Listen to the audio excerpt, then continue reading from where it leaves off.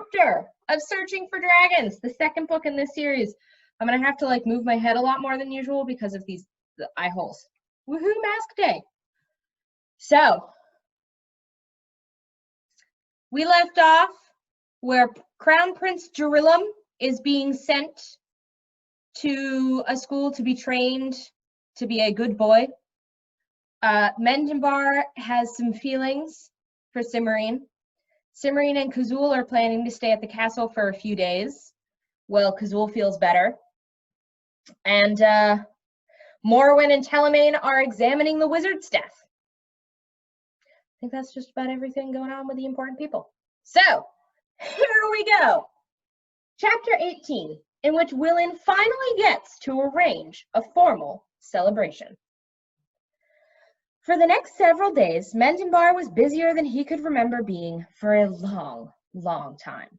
Besides arranging for Crown Prince Jerilum's schooling, a stream of messengers had been sent to the dragons in the mountains, of Morning to explain where their king was and to warn them about the wizards.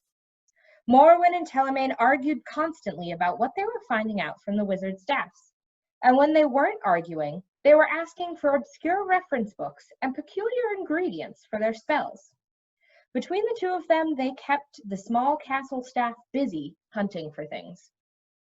The wizards themselves seemed to have disappeared completely, but Mendembar didn't trust them to stay gone. He spent several hours every day checking the entire network of magic that enveloped the enchanted forest, looking for the tangles that the wizard staffs always caused, so that he would know if any of them returned. In the process, he found several more burnt-out areas where the wizards had stolen the magic of the forest. Fortunately, none of the charred spots were very big, but repairing them was not an easy task, and Mendembar worried constantly about what would happen if a wizard sneaked into the forest and soaked up a larger patch before he could be melted. He confided this worry to Cimarine on the third day after Kazul's rescue. "What you really need is a way to keep them from soaking up magic in the first place," said Cimarine. "Then it wouldn't matter if they sneaked in, because they wouldn't be able to cause any real harm." "They could still cause plenty of trouble," Mendembar said. "But you're right, it would solve a lot of problems. Unfortunately, I can't think of a way to stop them." "Well, of course you can't," Cimarine said. "You don't know enough about wizards and that ridiculous magic-absorbing spell of theirs. Why don't you go ask Telemaine?" So Mendembar went off to find Telemaine, who was with Morwen, working on the last of the wizard staffs.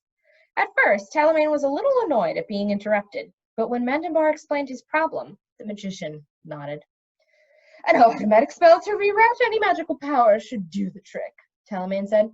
"That way, anything they try to grab will just slide back where it belongs, and there will never be any new holes to have to fix." Morwen looked at Telemaine in mild surprise. "You're slipping," she said. "I actually understood that." "Can you make up an automatic spell for me?" Mendembar asked quickly before Telemaine could take offense. "It shouldn't be a problem," Telemaine said. "I'll need some sort of anchor, though, and you'll have to keep checking to see if it's still working. Any ideas?" The three of them discussed it for a few minutes, and finally Morwen suggested tying the spell to the sword. This turned out to be an even better idea than it first appeared. Working through the sword, Mendembar could manipulate the power of the enchanted forest directly, and with Telemaine's help, he managed to make the new spell an integral part of the forest's magic. "What does that mean?" Cimarine asked when he sought her out to tell her how her idea had worked. "It means that if any wizards come into the enchanted forest, their staffs won't absorb any magic. Ever. For as long as they stay," Mendembar explained. "I won't even have to check on the spell very often because it's tied to the sword. As long as the sword is anywhere in the forest, the wizards can't do a thing." Cimarine frowned. They could still use the spells that they have stored in their staffs, though, couldn't they? And what if you have to leave the enchanted forest again? "I'll have to take a different magic sword, that's all," Mendembar said. "I ought to do that anyway, because of the way that one sprayed magic around outside the forest. It's not exactly inconspicuous." "Very true," Cimarine said with a smile. They were silent together for a moment. Then Cimarine shook her head. Kazul will be ready to leave tomorrow. She thinks she's ready today, but I told her not to push it. That's good, Mendenbar said. He hesitated, then said tentatively, I suppose you'll be going with her? What else would I be doing? Cimmerian asked. She sounded more curious than sarcastic. Mendenbar took a deep breath. You could stay here, at the castle, I mean, with me. This wasn't coming out the way he had wanted to, but it was too late to stop now. He hurried on. As Queen of the Enchanted Forest, if you would like that, I mean, I would. Would you? Really? Yes, Mendenbar said, looking to. I love you, and And you should have said that to begin with, Cimmerian interrupted, putting her arms around him. Mendenbar looked up at the expression on her face, and his heart pounded. Just to be sure I have this right, Cimmerian went on with a blinding smile. Did you just ask me to marry you? Yes, said Mendenbar. At least that's what I meant. Good. I will. Mendenbar tried to find something to say, but he was too happy to think. He leaned forward and kissed Cimmerian, and discovered that he didn't need to say anything at all. The first person they told, of course, was Kazul. Mendenbar was a little nervous about it because from what he'd heard, dragons tended to be testy when their princesses ran off with someone. But Kazul didn't seem to mind at all. Good for you, she said to Mendenbar, and congratulations to the pair of you. Her eyelids lowered halfway and she looked at Cimmerian. I'd been wondering how much longer you were going to stay. I don't know what you mean, Cimmerian said. I wasn't planning on leaving. This just sort of happened. I know, Kazul said, but you'd have gone soon in any case. Now that you've gotten things organized, there isn't much for you to do to keep busy in the mountains of morning. You wouldn't have stayed long. You'd have gotten bored. Living with dragons doesn't sound boring to me, Mendenbar said. That's because you've never done it, Kazul replied. Being queen of the Enchanted Forest will give Cimmerian more scope for her talents. Then you don't object? Mendenbar asked. Why should I? Kazul said. You're nice enough, as humans go, and you've been very polite about the whole thing. That doesn't happen often. Normally, knights and princes just grab a princess and run, and most of the princesses don't even bother to say goodbye, let alone give proper notice. I'll miss your cooking, though. I'll come back for a week or two if you'd like to train a replacement, Cimmerian offered. I'll take you up on that when I find one, Kazul said thoughtfully. And in the meantime, you can come over for dinner a lot, said Mendenbar. Both Cimmerian and Kazul smiled at him. When Willin heard about the engagement, he was delighted. The wedding of the King of the Enchanted Forest was just the sort of vast, formal occasion the elf had been craving, and he threw himself into the preparations with enthusiasm. He didn't even object when he learned that the bride wanted the King of the Dragons as matron of honor, and a witch for her bridesmaid. Kazul and Morwen are my best friends, Cimmerian explained. Besides, if I have them, Mother won't insist on my sisters being bridesmaids. You have sisters? Mendenbar asked. Cimmerian nodded. 6 of them, and they're all perfectly lovely and sweet, and the sight of Kazul will probably scare them silly. Typical princesses, Mendenbar muttered, but without any active dislike. He didn't seem to mind that foolish princesses existed anymore, as long as he didn't have to marry one. It was amazing what a difference being engaged to Cimmerian made. They aren't as feather-brained as they sound, Cimmerian told him. They just act as if they are. I don't think I like the sound of that, Mendenbar said. Are you sure they won't want to be bridesmaids anyway? Maybe we could elope. Oh, it's too late for that, Cimmerian told him. Don't worry, it'll be fine. I hope so, Mendenbar said, but he wasn't convinced. The note Cimmerian's mother sent back acknowledging the engagement only increased Mendenbar's misgivings. I am delighted to hear that you are going to be properly settled at last, Cimmerian dear, ran the note. I have enclosed a list of relatives and family friends who ought certainly to be included in your wedding plans, however unconventional those may be. Your father wishes to know which half of the kingdom your betrothed would prefer, as he is anxious to get the paperwork out of the way as soon as possible. Half the kingdom? Mendenbar asked cautiously. Cimmerian looked a little more than put out.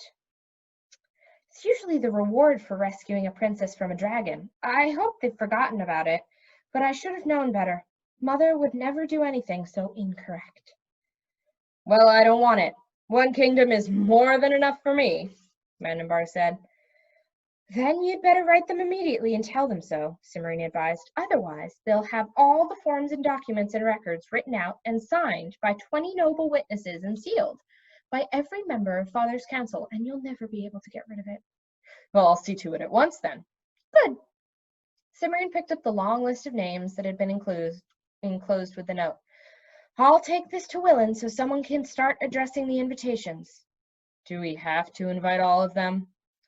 We might as well. We're asking everyone else, and most of them are family. Still think it'd be easier if we eloped, Mandenbar said.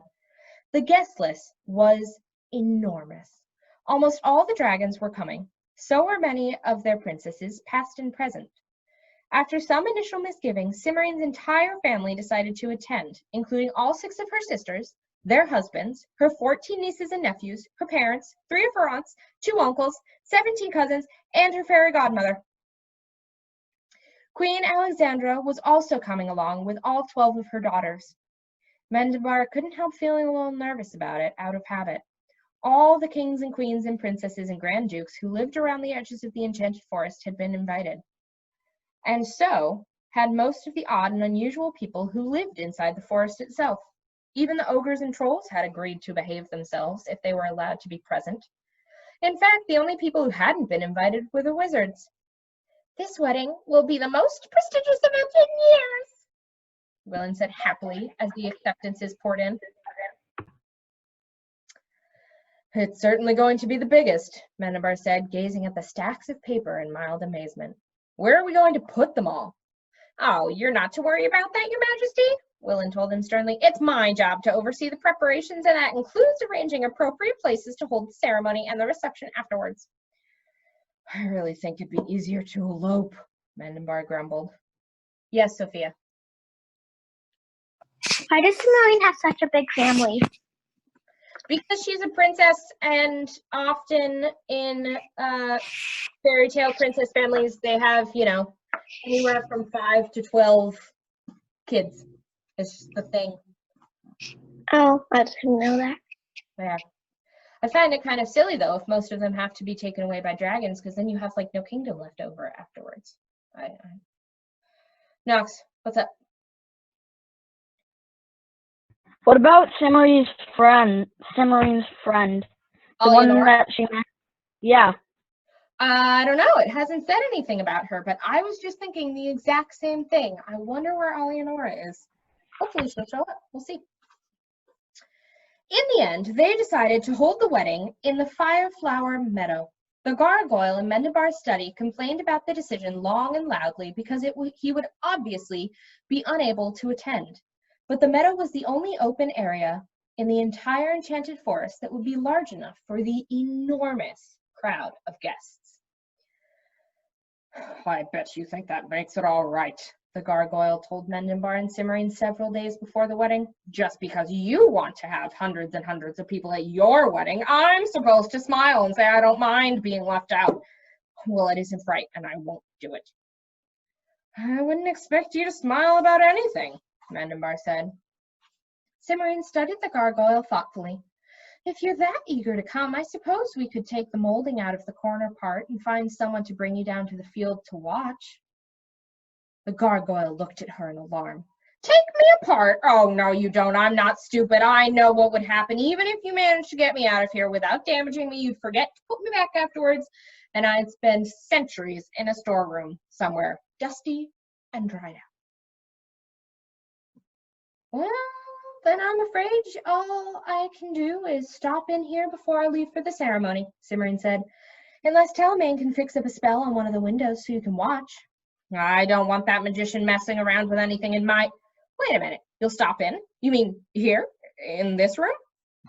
That's what she said. I wasn't talking to you, the gargoyle said. Looking back at Cimmerian, it went on. You mean you'll come and see me before the wedding? That's right. Right before? All dressed up and everything. Of course, Cimmerian promised. Hot dog, said the gargoyle. I'll take it. Oh boy, I can hardly wait. This is going to be better than going to the wedding. Is it? Mandenbar asked. Why? Because I'll get to see her all dolled up before you do, that's why, the gargoyle answered smugly.